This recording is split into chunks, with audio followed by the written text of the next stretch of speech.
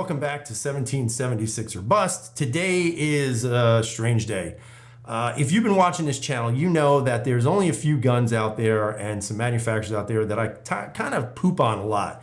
In this case, Taurus has to be one of them. There's no doubt in my mind I am not a huge fan of Taurus. I know that in the past several years, maybe a couple of years, people have been raving about how good Tauruses are. I still am not necessarily in the belief of that. However, today I've decided to go on a leap of faith and see if these guns are as good as everyone is saying. I find it hard to believe, and I'm going to tell you I'm a bit of a skeptic because of the fact that for years, Taurus had one of the worst reputations in the gun industry.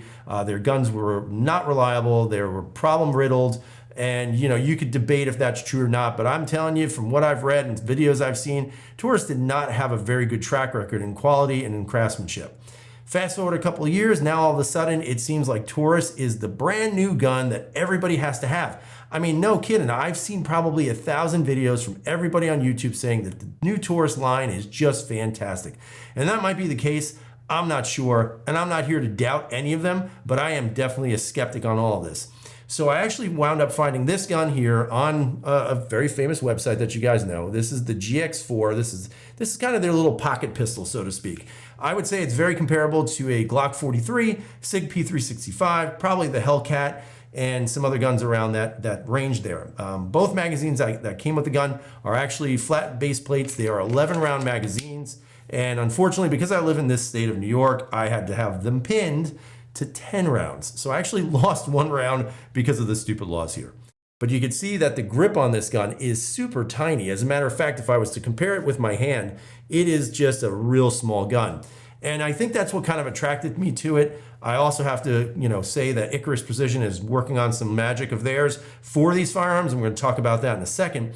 But one of the things that I definitely noticed about the gun is that it really is a no-frills firearm. I mean, the sights are just basic sights. I don't even think they're metal. I don't know if they're metal, actually. They sound metal, so maybe they're metal, but they're not anything special. It's just kind of a blacked out rear and a tiny, tiny little white dot in the front.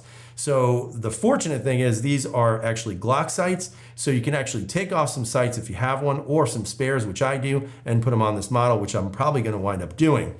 Now, one of the things that I'm going to say right off the back, and keep in mind this is an initial impressions video, guys, one of the things that I'm not exactly too keen on this thing about is this thing right here, and let's see if you can see that. But that little, this little thing right here, this thing right there is the takedown button thingy.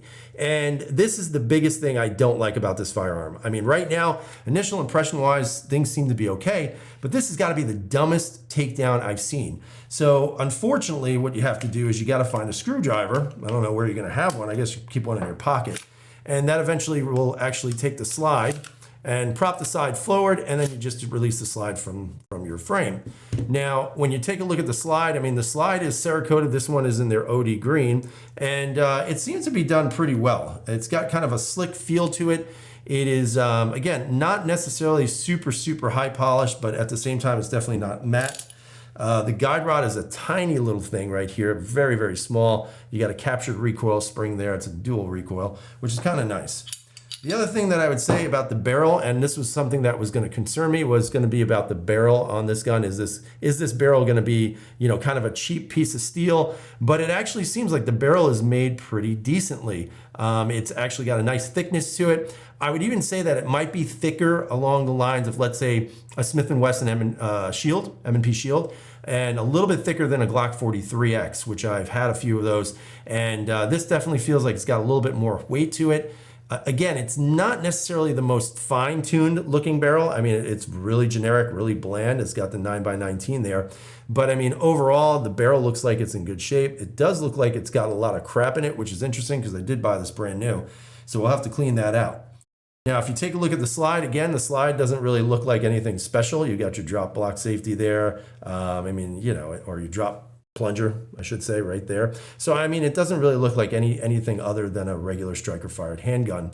It looks like the Cerakote job they did is pretty good. Again, pretty basic stuff. Nothing that would say, wow, look at this gun.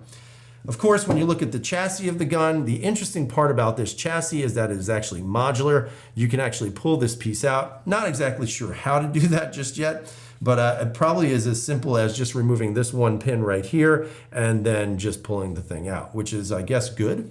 I don't know. We'll see.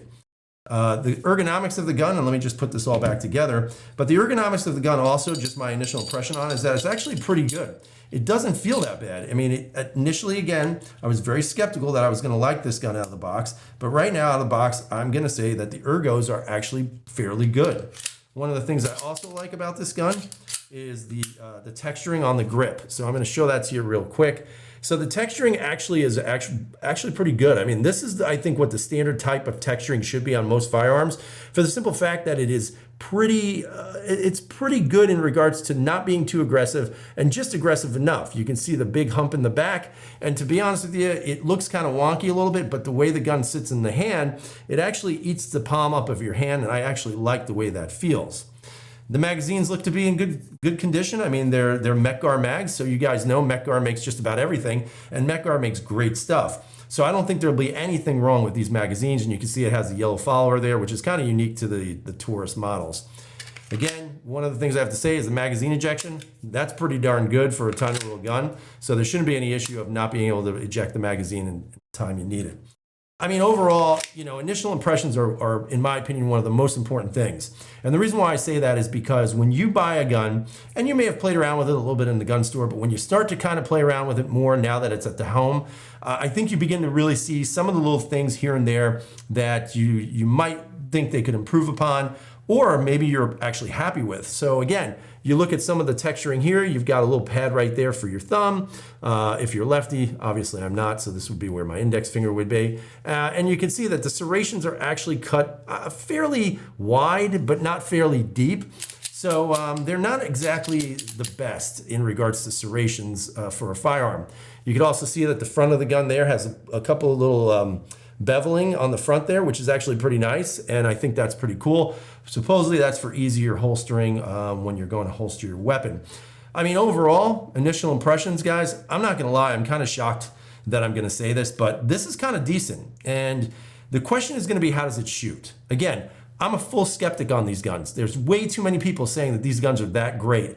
And I find it hard to believe because it all came out at the same time, wink, wink.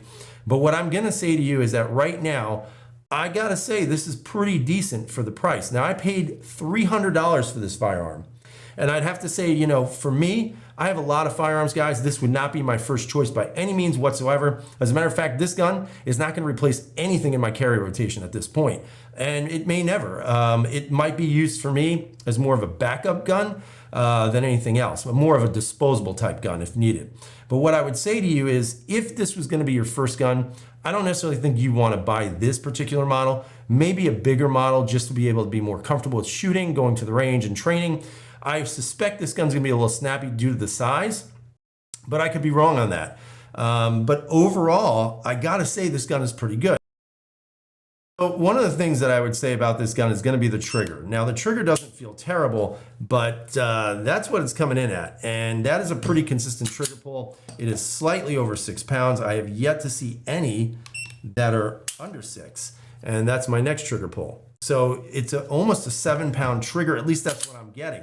Now, is that right or wrong? I don't know, guys. If you have one of these, you tell me what you're seeing on yours. What I would say though is that the reset is a pretty short reset, and then there's not a lot of play on that trigger.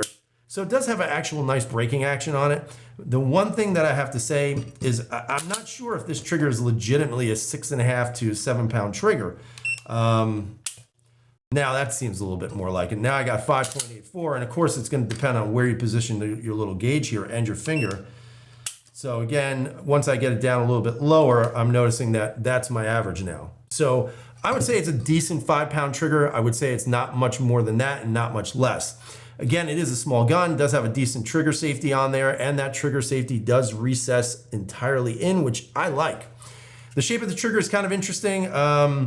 You know, it kind of reminds me of a puzzle piece, and I kind of like it. I mean, it's got a wide face to it. It is very comfortable on the finger. So, I mean, overall, like I said, guys, I honestly think, man, that this is a pretty decent firearm out of the box.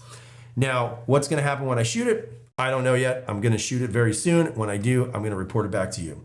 So tell me what you guys think about Taurus. Is it more myth than actual fact?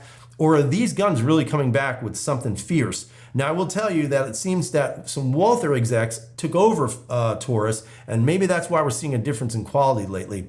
But I have to say, so far, it's pretty impressive for a $300 piece. Again, would it be my first choice of guns? Not really. Would it be my first gun ever? Definitely not. A little bit too small. But I think right now, if you like Taurus and you're looking for something really small, very concealable, you know what? This might be your dime, guys. I really think it's that good. So we're going to shoot it. Hopefully we have no situations with it. I can't wait to see if we do. But if I don't, I'm going to wind up recommending it. So we'll see you in a week or so, guys. And leave those comments down below. Tell me what you think about Taurus. And again, if it's a myth or if it's fact that they're back. So have a great night. Stay safe. And as always, freedom is never free.